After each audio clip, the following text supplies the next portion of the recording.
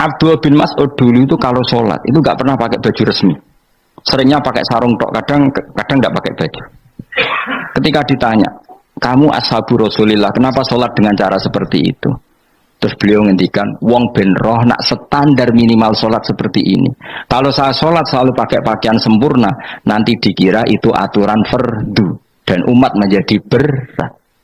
Sampai seperti itu ulama menjaga konstitusi bahwa yang penting dalam sholat adalah satrul aurah. Zaman itu sudah sahabat dan tabiin, karena Nabi sudah wafat itu sudah pakai pakaian lengkap. Tapi Abdul bin Mas'ud tiap sholat di masjid dia menunjukkan pakaian paling tidak lengkap. Jadi pernah beliau sholat itu hanya pakai sarung, terus diikatkan di lehernya. Ketika ditanya, dulu kita dengan Nabi pernah sholat seperti ini. Akhirnya ulama menjadi tahu nak ngono sholat paling pokok itu nutupi mabena surah war rukbah. Andai kan tidak ada cerita Abdul bin Mas'ud, mungkin dikira sholat syarat sahnya ya seperti itu. Maksudnya pakai jubah terus, pakai pakaian begitu terus. Barokahnya Abdul bin Mas'ud orang tahu standar minimal. Jadi kalau ulama itu motifnya seperti itu. Rasulullah kira-kira senang qiyamul lail apa enggak? Senang. Tapi beliau qiyamul lail di masjid hari keempat, hari kelima sudah tidak keluar ke masjid. Karena Nabi kalau selalu melakukan nanti dikira fardu. Tapi kalau enggak melakukan nanti orang enggak qiyamul lail. Maka Nabi pernah melakukan ya pernah tidak. Ya sudah, itu konstitusi dalam tradisi ulama. Jelas ya. Saya sholat di pondok saya sendiri sering jadi makmum. Karena semua kiai sudah jadi imam, nanti dikira syarat sahnya imam itu kiai. Repot, makanya saya tunjukkan kiai juga boleh jadi makmum. Andai kan semua kiai jadi makmum, saya nanti jadi imam.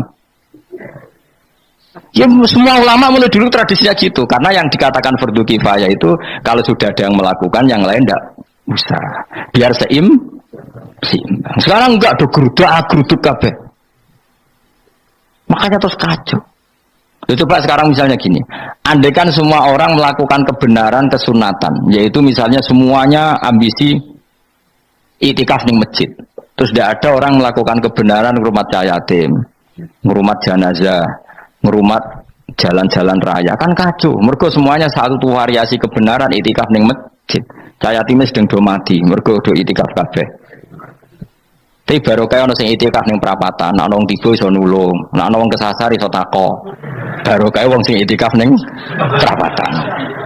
Sayange tuh hitung-hitung barangku sayange. Sajane niat itikaf susah. Nawaitul iktikaf linusrati thoriq. Niat ingsun itikaf nulungi dalan ben nek ono wong butuh. Coba sekarang, orang yang kecelakaan, pertolongan emergensi, orang yang itikaf di jalan apa yang di masjid?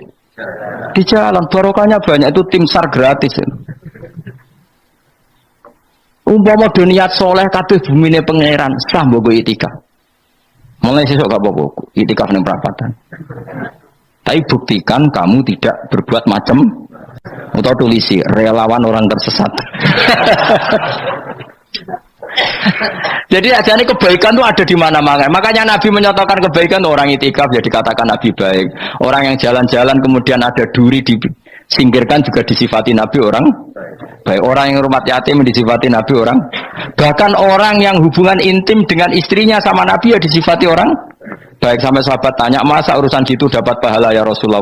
Loh iya, andekan itu sama orang lain kan malah dosa. Berhubung sama istrinya maka dapat pahala. Kayak apa Nabi ngitung kebaikan sekian banyaknya. Tahu-tahu di zaman akhir kubunya saja yang baik. Ini apa-apaan?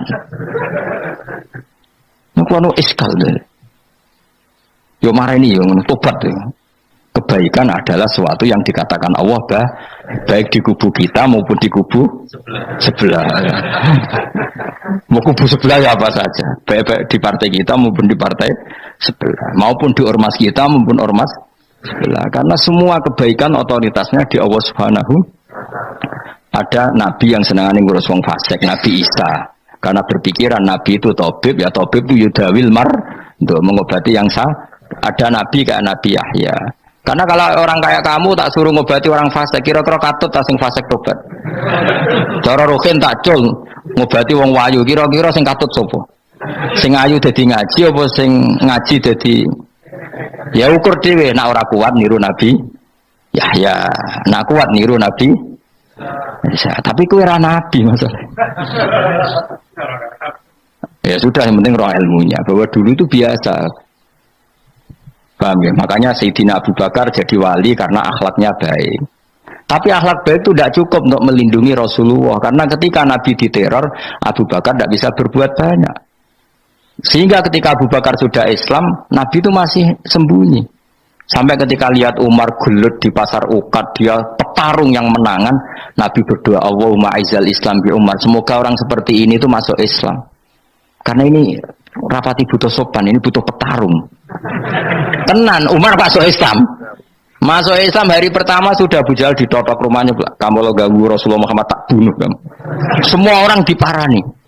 Akhirnya bersamaan dengan itu ada khitab fasda bima tu'mar. Akhirnya Nabi berani dakwah secara ala niatan. Barokahnya mantan preman.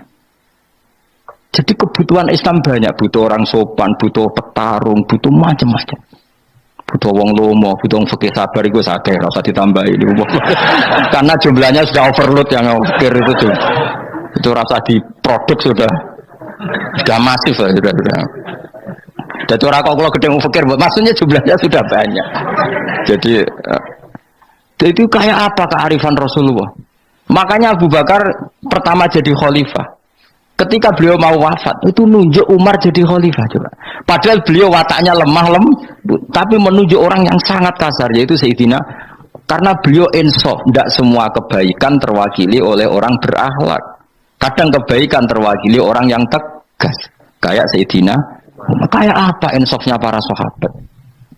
Iya toh, kalau di internal akhlak itu baik, tapi kalau di eksternal ngadepi orang nakal, yang baik itu orang tegas. Coba misalnya ada preman di perapatan, mau ganggu kiai, itu di santri sopan mau dilo, toh pusing kan? Tidak di semua antri kayak roken mantan preman, ayo gelut, oh mati orang ninggal popo.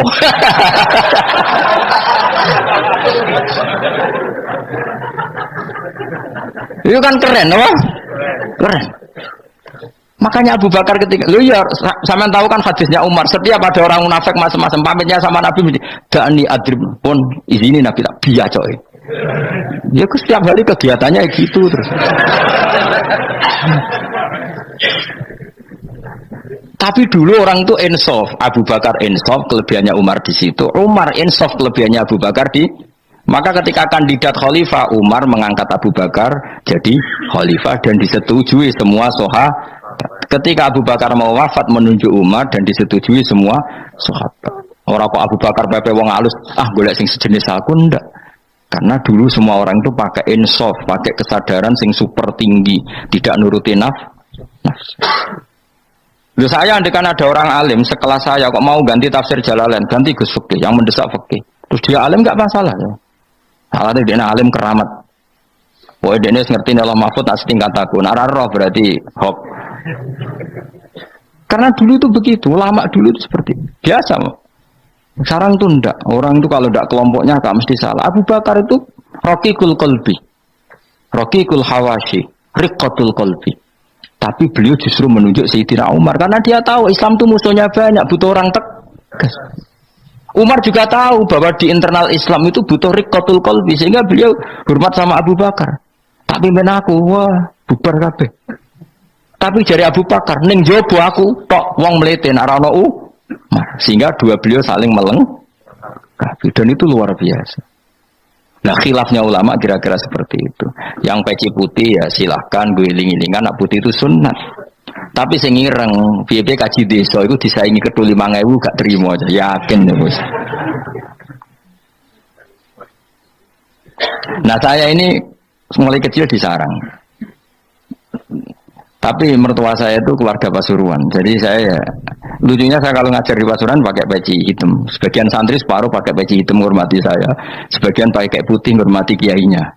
Jadi jadi saya lihat ini ya sepanjang sejarah kalau saya ngajar itu jadi warna-warni itu karena saya kaget tuh kok banyak yang pakai peci hitam. Menghormati jenengan tuh. Yang putih masih banyak separuhan. Ya enggak ada yang merencanakan, ya alami saja. Nah, terus sampean bener di putih apa hitam? Putih apa hitam? Bebas. Karena tadi ini masalah nopo istihad. Pun kalau terus nang. Supaya sementing wow iman itu apa sesuatu yang absolut. Maka kita andaikan Allah tidak bikin surga neraka pun kita tetap sebagaimana kita mengatakan 1 tambah 1 2 dapat hadiah apa ada dapat hadiah ya tetap mengatakan 2 1 tambah 1 pasti 2. Subhanalladzi mawsuti dzat khalaqa kang gawe sapa ladi ala azwaja ing pira-pira pasangan ari asnaf adrese pira-pira pasangan kullaha sakabehane asnaf tak Allah gawe mimma sing perkara tumbi tukang nukulno apa bahasa Indonesia menumbuhkan apa al-ardi bumi minal hububi sanging pira-pira bebijian wa ghairi halane hubub wa min anfusihim lan Allah gawe jenis sejodohan sangka awak dhewe ne wong akeh. Jadi Allah bikin sesuatu itu berjodoh-jodoh, berpasang-pasangan. Termasuk manusia juga berpasang-pasangan.